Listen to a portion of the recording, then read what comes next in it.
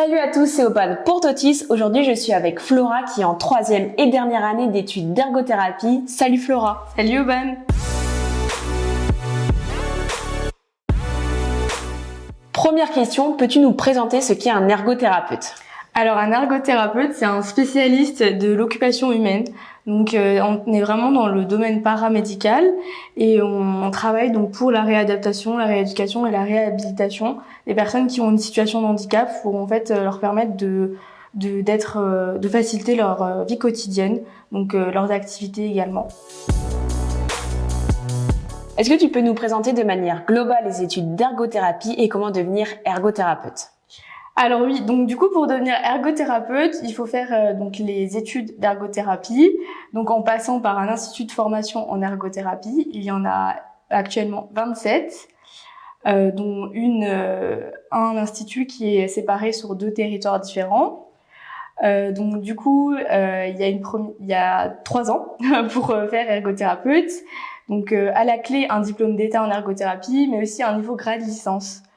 Comment ça se déroule? Il y a des stages, des CM, donc des cours magistraux, donc pour l'apport théorique, et également des TD et des TP pour tout ce qui est l'apport pratique.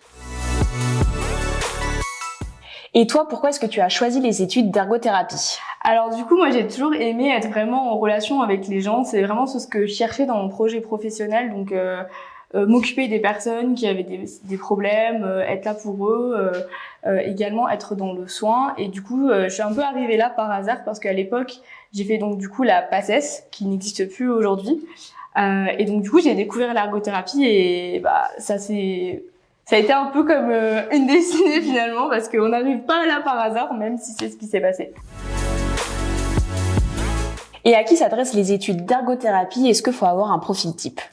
Alors donc du coup pour être ergothérapeute, je dirais qu'il faudrait quand même aimer être en relation avec les autres, avoir vraiment un sens de l'écoute et de la bienveillance parce que c'est quand même important quand on est dans un métier où on soigne les gens et on est vraiment là tout le temps auprès d'eux en fait et même dans leur environnement. Donc on peut se rendre chez eux à domicile, être là tout le temps dans toutes les activités de leur vie et même très personnelles.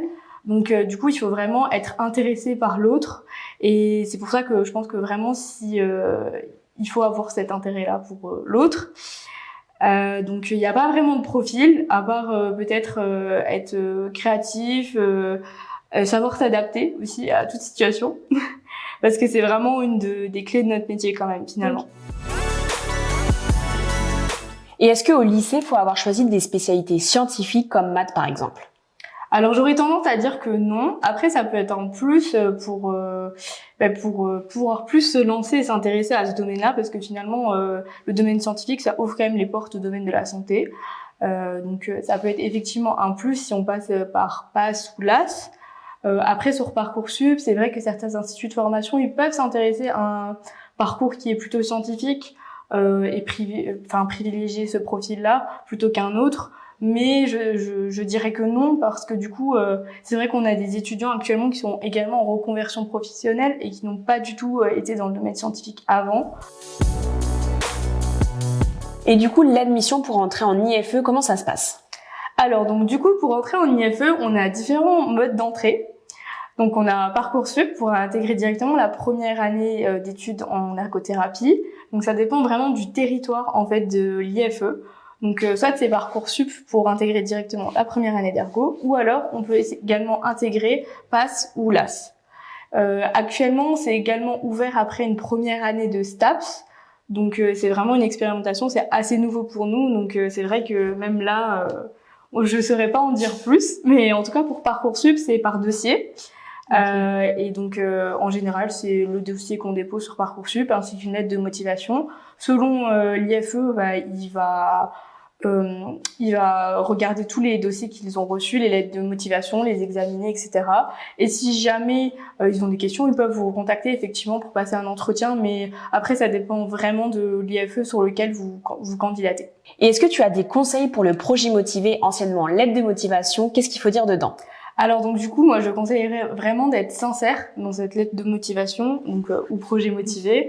et d'exposer pourquoi on a envie d'intégrer un institut de formation en ergothérapie, montrer vraiment ses réelles motivations, comment on a connu le métier, qu'est-ce qui nous a poussé à aller vers également cette profession-là, est-ce qu'il y a des expériences qu'on a connues, est-ce qu'on a rencontré des ergothérapeutes, parce que c'est vrai que c'est également un métier qui est pas très connu encore aujourd'hui malheureusement, et donc du coup ça peut être un plus quand même de valoriser ça en disant qu'on s'est vraiment intéressé à cette profession et comment on en est arrivé là. Être sincère et soi-même, je pense que c'est vraiment ce qu'il faut. Est-ce que tu aurais un dernier conseil pour se démarquer sur Parcoursup? Alors oui, je pense que les activités extrascolaires, ça peut être un plus également parce que ça peut rejoindre pourquoi on a envie d'être ergo, est-ce qu'on a eu des expériences qui ont collé à ça, et également si on a fait un stage avant, donc pendant l'été, juste avant d'intégrer, ou même un stage de 3e ou quelque chose comme ça, pour vraiment dire voilà, j'ai découvert l'ergothérapie comme ça m'a plu, et enfin ça valorise du coup, parce que c'est vrai que on peut avoir des étudiants qui savent pas ce que c'est, et ça prouve justement que on sait ce que c'est et pourquoi on veut vraiment faire ce métier-là. Et concernant les frais de scolarité, comment ça se passe? Alors donc du coup c'est vraiment également très dépendant des instituts de formation, parce que du coup soit c'est un IFE qui est universitarisé ou soit donc public ou hospitalier. Il y a également des instituts qui sont privés, donc soit à but non lucratif ou à but lucratif, et donc ça varie vraiment de 0 €, donc la gratuité de l'université, mis à part les frais de dossier universitaire bien sûr, à plus de 6 000 € l'année. Et du coup, une fois que tu as intégré l'IFE, comment elles vont s'organiser les 3 années d'études? Alors donc du coup chaque année on a un stage ou deux. Donc du coup en première année on commence par un stage de 1 mois d'observation, en plus bien sûr des CM et des TD, des TP. Après en deuxième année il y a 2 stages de 2 mois chacun, et pareil en troisième année. Sauf qu'en troisième année bien sûr il y a des cours optionnels encore qui sont en fin d'année. Pour se spécialiser, si on a des intérêts qui sont vraiment démarqués tout au long de nos 3 années d'ergothérapie, on pourra les choisir à ce moment-là, des options qu'on a envie d'un peu plus explorer. Il y a également le mémoire de fin d'année que je te disais tout à l'heure, donc le mémoire d'initiation à la recherche. Donc forcément chaque année il y a également les CM et les TP, les TD, voilà. Donc ça s'organise en fait en semestres. Donc il y a 6 semestres au total et il y a 30 ECTS à valider chaque semestre. Est-ce que tu peux nous expliquer comment va s'organiser une semaine type en première année? Alors une semaine type en première année peut être vraiment assez dense pour des étudiants. Ça varie bien sûr, comme je disais tout à l'heure, forcément des instituts. Donc ça peut être soit du lundi au vendredi, soit du lundi au samedi. Et donc du coup, c'est vrai que c'est des cours assez denses. On tourne autour de 35 à 40 heures par semaine. Donc c'est vraiment en fait des horaires lycée. Ouais. Et donc du coup, forcément, il faut savoir s'organiser et pas se dire que c'est la fac en fait. Donc on n'a vraiment pas les horaires universitaires comme tout le monde, et donc forcément c'est beaucoup plus fatigant peut-être, mais c'est vraiment un environnement qui est plus cadrant du coup. On peut rajouter que c'est vraiment plus théorique en première année parce que vous avez plein d'apports à avoir, donc plein de nouvelles connaissances qui vont arriver, et c'est hyper important d'avoir cette théorie-là tout au début pour pouvoir après vraiment s'épanouir dans ses études. Et quelles sont les matières étudiées? Est-ce que tu peux nous donner quelques exemples? Alors donc du coup en première année on va avoir beaucoup d'anthropologie, de sociologie, mais également de la psychologie. Donc ça sera vraiment pour essayer de comprendre l'autre, vraiment savoir identifier ses besoins et vers comment en fait lui parler, comment entrer en relation avec lui également, et quelles sont vraiment les différences entre chaque personne, qui peuvent être culturelles, qui peuvent être également au niveau de l'âge, donc de la population, etc.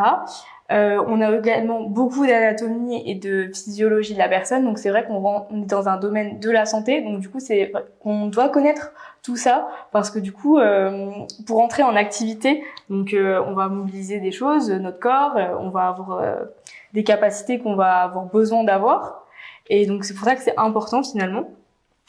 Également on va avoir tout ce qui est aussi centré sur le domaine, donc qu'est-ce que peut faire l'ergothérapeute, donc il y a aussi toute l'analyse de l'activité.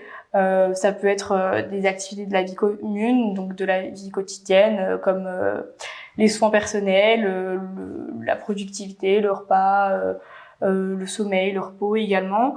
Mais il y a aussi des activités qui peuvent être propres par exemple à des enfants, qui sont finalement le jeu aussi. Donc du coup, il va avoir également toutes les compétences qui sont propres à l'ergothérapeute, donc savoir qu'est-ce qu'on peut faire, comment on peut le faire, donc par quels moyens. Donc il y a vraiment toute l'analyse de l'activité. Donc l'activité, ça va être dans tous les domaines, donc productivité, sommeil, soins personnels, et loisirs. Donc forcément, on va pouvoir s'intéresser à plein d'activités diverses. Ça peut être les repas, la douche, les rôles aussi de chaque personne. Et donc du coup, forcément, on va s'intéresser à tous les domaines et toutes les activités qui peuvent rentrer en coalition avec toutes les populations qui peuvent avoir et qui peuvent avoir besoin d'ergothérapeutes. Et toi, quelles sont les matières que tu aimes le plus? Alors donc du coup, moi, les matières qui m'ont vraiment le plus intéressée jusqu'à maintenant, ça a été les matières vraiment qui allaient vers la dernière année parce que c'est vraiment le plus concret et c'était donc forcément entrer en relation avec l'autre, s'adapter, avoir un relationnel différent d'une personne à l'autre, mais également tout ce qui est méthode de projet. Tout ce qui est tourné aussi vers la pédagogie, parce qu'un ergothérapeute, il peut faire de la formation, du conseil, avec de l'éducation thérapeutique et plein de choses comme ça. Et c'est vraiment des choses qui m'intéressent beaucoup. Donc c'est ce qui m'a le plus plu. Et concernant les rendus, comment ça se passe? Est-ce qu'il y a des travaux de groupe, des partiels? Alors oui, effectivement, il y a des partiels et des travaux de groupe comme dans chaque institut de formation. Après, c'est vraiment dépendant des instituts de formation pour savoir les modalités, pour les dates de rendu surtout. Donc, on peut être confronté à des dossiers personnels à rendre, mais également en groupe. Donc, il y a aussi des oraux, comme dans tout institut finalement. Et des partiels. Donc les partiels en général, elles sont vraiment avant des périodes de vacances ou après des périodes de vacances. Ça dépend, mais globalement, on a quand même des périodes de partiels qui sont très proches de l'université. Est-ce que de ton côté, tu as eu des difficultés? Est-ce que le rythme est difficile à tenir, par exemple? Alors donc du coup au niveau du rythme, c'est vrai que ça peut être vraiment, ça peut changer parce que forcément on est dans une formation professionnalisante. Donc du coup, on peut passer d'un stage au cours et ça change très vite finalement. Ouais. Donc il faut savoir s'adapter déjà rien qu'à ça. Et quand on sort du lycée, c'est vrai que ça peut être aussi un gros changement parce que du coup, on est dans une formation pour être futur professionnel et puis on est vraiment déjà dans une formation oui. avec un but, un métier à la clé. Et donc du coup, faut savoir où on va dès le début. Et c'est pour ça que dès cet instant-là, il faut savoir s'adapter et s'accrocher pour s'adapter au changement qui est assez fréquent. Et c'est vrai que les stages, des fois, ça peut être très éprouvant également parce que du coup, on est confronté à des choses qu'on ne voit pas forcément ouais. partout. Et ça peut être des choses qui sont aussi dures psychologiquement ou émotionnellement. Et il faut savoir aussi faire la part des choses. Et bien évidemment, on reste humain, étudiant ouais. également. Et donc, c'est pour ça que c'est important de pouvoir aussi relativiser tout ça et prendre du recul. Parce que voilà, les métiers de soins, c'est quand même ça peut être assez lourd. Finalement, après au niveau des cours, ce qui m'a apporté peut-être difficulté, j'aurais tendance à dire la pharmacologie parce qu'il y a beaucoup de choses à retenir, beaucoup de termes, de médicaments, alors que finalement nous c'est pas notre métier. Donc moi si j'aurais un conseil, c'est plutôt faire des fiches en fait. Faire des fiches pour retenir ça et même les relire au fur et à mesure. Est-ce que tu peux nous parler un peu plus en détail des stages? Alors donc du coup pour valider nos études en ergothérapie, il faut valider 5 stages, donc autour d'un livret de compétences à valider également. Donc en première année, on commence avec un premier stage donc d'observation qui est de 1 mois celui-ci. Donc à ce moment-là, c'est par niveau qu'il faut valider ces compétences-là. Comme c'est de l'observation, ça reste du niveau 1. Et après, plus les années passent et plus on augmente le niveau finalement. Donc on va du niveau 1 au niveau 3 pour valider notre cursus. Et donc du coup, finalement, il y a également 3 sortes de stages qu'on doit avoir fait. Donc les lieux-dits, la psychiatrie également parce qu'on a un grand champ d'action également dans ce domaine-là et également dans les centres de rééducation, donc les SSR, donc soins de suite et de réadaptation. Et concernant la vie associative, est-ce que tu peux nous en dire un peu plus? Alors oui, du coup, actuellement, il y a un BDE, donc un bureau des étudiants dans chaque institut. Il y a aussi des fois des BDS, donc des bureaux des sports qu'on peut également trouver. Moi, je vous conseille vraiment de pouvoir vous investir là-dessus parce que ça peut vous apporter énormément de choses. Ça va vous enrichir tant personnellement que professionnellement et ça peut être un plus. Également, c'est là pour faire vivre en fait votre institut de formation. Donc vous allez pouvoir voir des soirées, des événements avec des thématiques, des week-ends. Il y a plein de choses chouettes qui peuvent être mises en place par ces bureaux-là. Et vraiment, si vous aimez organiser des choses, si vous aimez découvrir des choses, rencontrer les étudiants, ça permet aussi de faire plein de rencontres. Donc vraiment, c'est plutôt chouette. Et toi, c'est quoi que tu préfères dans ton IFE? Alors moi, ce que j'aime dans mon IFE, c'est qu'on peut y retrouver un foyer. Donc c'est vraiment un lieu où on peut avoir plein d'échanges. Donc il y a plein de choses, il y a des canapés, de quoi se restaurer, une cuisine pour faire à manger, pour même réchauffer son repas. On peut passer plein de temps là-bas, c'est vraiment chouette. On a également des salles qui sont vraiment propres pour des salles de cours en fait, mais du coup on peut en profiter nous-mêmes. Donc si on a envie pendant la journée qu'on a du temps libre de pouvoir explorer plutôt un domaine précis, et bien on va pouvoir s'y rendre. On a une cuisine thérapeutique, on a aussi une salle d'intégration neurosensorielle, donc avec c'est plein de jeux, de textures à toucher, de plein de choses qui peuvent être plutôt chouettes. On a des salles d'anatomie, de menuiserie, on a vraiment plein de choses, c'est trop bien. Et toi, pourquoi tu recommandes les études d'ergothérapie? Alors pourquoi je recommanderais les études d'ergothérapie? Moi j'aurais tendance à dire que c'est vraiment une filière qui nous apprend la vie en fait.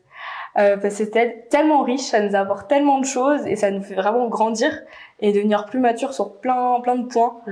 Et chaque jour, en étant ergo, on peut changer de métier si on veut, si on a la bougeotte, si on n'est pas fixe sur une chose. Je conseille vraiment ces études-là parce que ça ouvre plus de portes qu'on croit. Et on peut faire énormément de choses dans plein de domaines. On peut changer de structure, de population. Et rien que dans ça, en fait, c'est comme si on changeait de métier tous les jours. Et donc, c'est pour ça que vraiment, j'adore ce métier. Et quels sont les débouchés? Alors donc du coup avec le diplôme d'ergothérapeute, on peut directement insérer le monde du travail parce que du coup au bout de 3 ans, donc avec ce grade de licence et ce diplôme d'état, on peut directement travailler et être ergothérapeute et on peut travailler absolument partout. Donc aujourd'hui, c'est vrai que c'est un métier qui est encore en plein essor avec beaucoup de demandes et de besoins. Donc on trouve facilement un travail en fait en sortant de ces années d'études là. Et il y a beaucoup d'ouvertures de postes encore actuellement et c'est vraiment en plein essor, c'est ce que je te disais. Donc du coup au niveau de la population, même des structures, chaque jour on peut changer de métier et aller où on veut. Et après, s'il y a certaines personnes qui sont intéressées par de la recherche ou aller approfondir ses connaissances, bien sûr, il y a le master, si on souhaite aller vers ça. Et donc, du coup, il y en existe des tonnes également, vers lesquelles on a accès. Et après, pourquoi pas faire un doctorat si vous avez envie, si vous êtes motivé. Et bien sûr, après, ça ouvre des portes également pour être, par exemple, cadre de santé, directeur d'un institut de soins, d'un lieu de vie, etc., on peut se tourner vers plein de choses, vers de la formation, de l'enseignement. Enfin, vraiment, il y a beaucoup de choses à faire. On arrive à la fin de cette vidéo. Merci Flora d'avoir répondu à mes questions et à bientôt sur Totis pour d'autres vidéos.